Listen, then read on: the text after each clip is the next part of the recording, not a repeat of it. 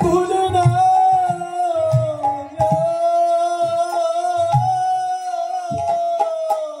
আমার যে কইলে জানো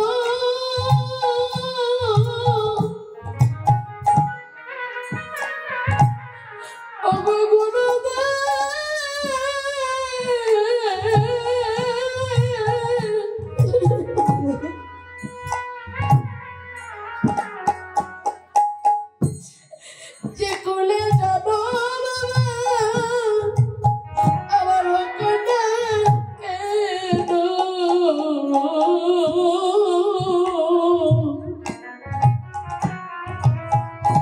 এমন মধুর কৃষ্ণ নাম যেন মধুর কৃষ্ণ নাম যেন আমি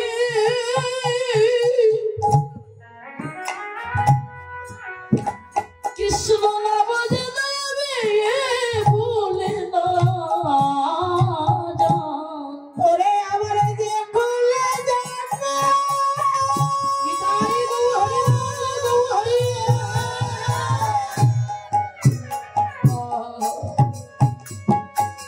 ওরে আমার যে ভুলে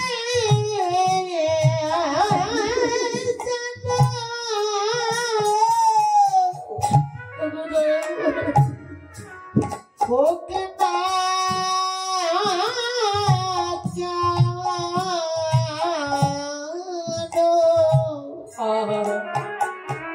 বহু জন্ম গুরুতে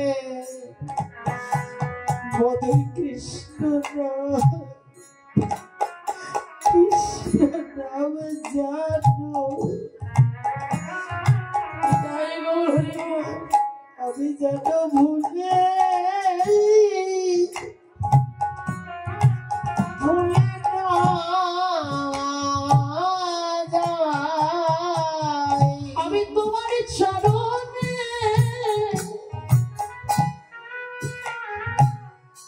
ওগো গুরুদেব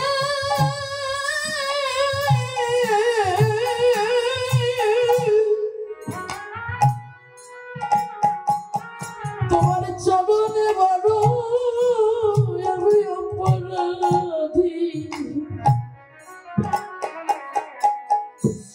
মধুর কৃষ্ণ নাম যেন আমি যেন ভুলে না যা রে তোমার চরণ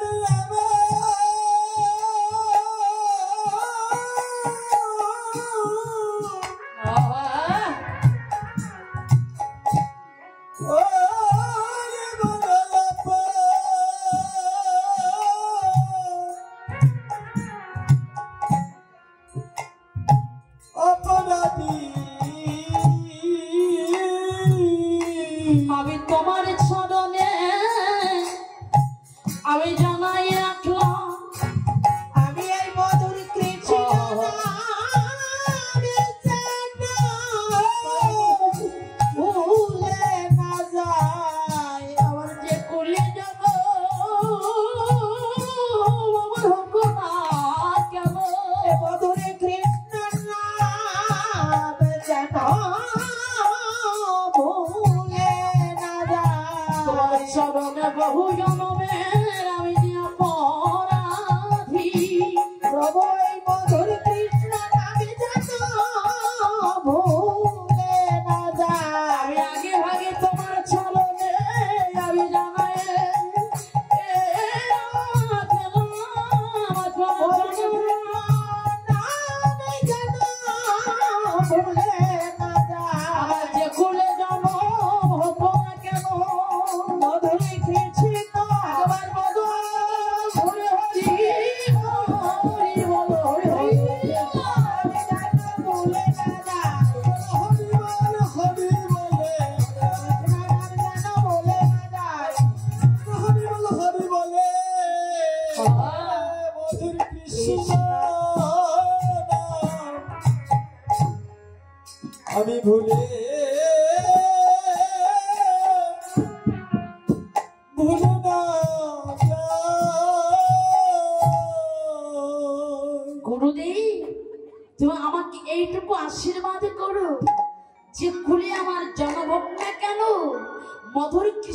নামও যেন আমি ভুলে না যাই।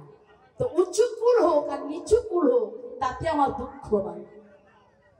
পাশে ছিল বড় গঙ্গা, ছোট্ট ছেলেটি ছুটতে ছুটতে যে ওই গঙ্গায় ঝাঁপ দিল।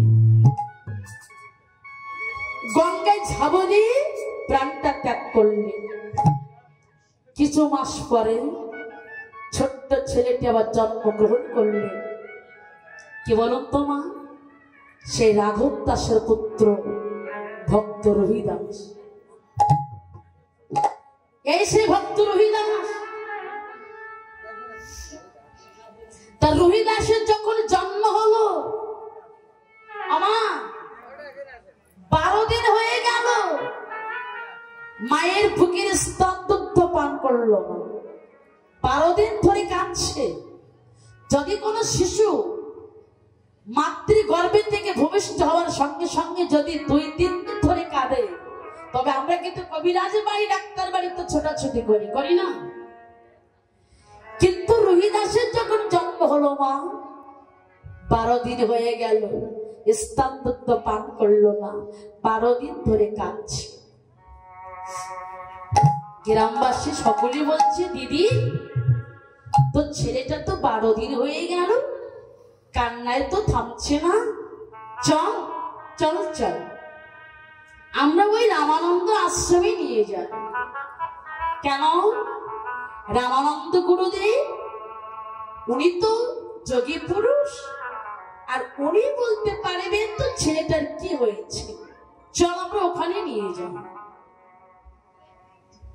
তখন মা সেই রামানন্দ আশ্রমে নিয়ে গুরুদেবের কাছে দিয়ে বলছে, দেখুন না গুরুদেব, আমার ছেলেটা 12 দিন হয়ে গেল, কান্নাই থামছে না। দেখুন না গুরুদেব, আমার ছেলেটার কি হয়েছে। আমার যখন ছোট্ট ছেলেটিকে রামানন্দ গুরুদেবের কথা শোনা মাত্রই তো অমনি 12 দিনের শিশু হেসে উঠলি। সকলে বলছে, দিদি দেখছিস, ওই রামানন্দ গুরুদেবের কথা শুনে তোর ছেলেটা কেমন হেসে উঠলেন, চল। গুরুদেবের কাছে দিলে গুরুদেব ছোট্ট ছেলেটিকে বক্ষ মাঝে জড়িয়ে ধরলেন, কোলে তুলে দিলেন, বললেন, কি হয়েছে বাবা, তুমি কাঁদছো কেন? পৃষ্ঠে হাত বোলাচ্ছে।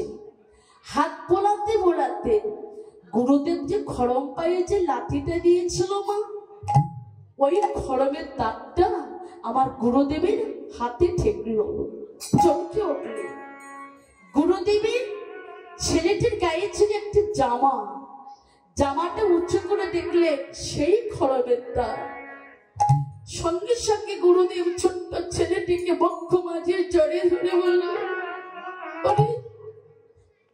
ওরে প্রেমানন্দ, তুই জন্ম নিয়েছিস তাহলে, আর জন্ম নিয়েও তুই আমার কথা ভুললি না বাবা, তুই তোর গুরুদেবের কথা ভুললি না। তখন ছোট্ট ছেলেটি অলক্ষেতে কেঁদে উঠে বললেন, ওগো গুরুদেব, তোমার চরণে আমার এই নিবেদন রইল, ওগো গুরুদেব, যে কুলে আমার জন্ম হয়েছে তাতে আমার কোনো দুঃখ নাই, কিন্তু ওগো গুরুদেব, আমি যেন এই সাধুগুরু বৈষ্ণবের বাজারে গিয়ে এই সাধুগুরু বৈষ্ণবের চরণ দুখানা বক্ষ বাজারে যেন আমি চড়াই ধরিতে পারি, সাধুগুরুর চরণ দুখানা বক্ষ মাজারে জড়াই ধরে হা কৃষ্ণ গোবিন্দ বলে যেন ভক্ত চরণ ধুলা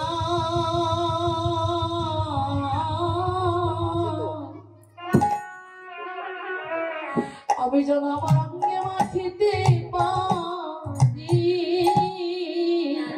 ভক্তের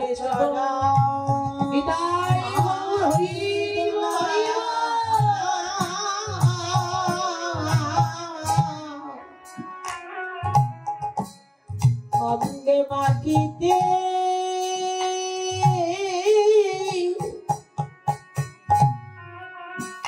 মাখিতে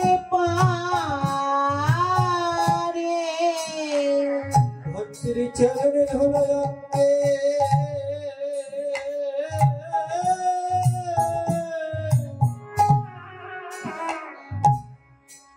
অঙ্গে বাকিতে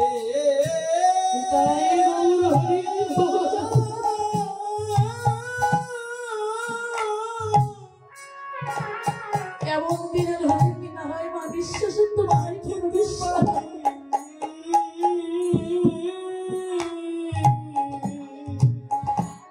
আমি এই সাধু গুরু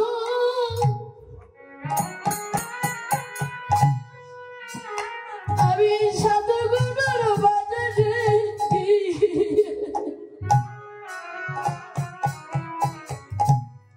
ভক্তের চরণ ধুলা অঙ্গে বাকিতে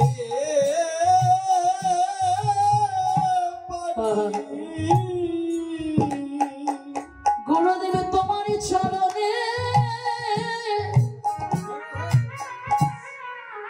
তোমার রাতুল চরণে আমার এই নিবেদন রইল জানা কৃষ্ণ বলে ভক্ত চরণ ধুলা ভক্ত চরণ ধুলা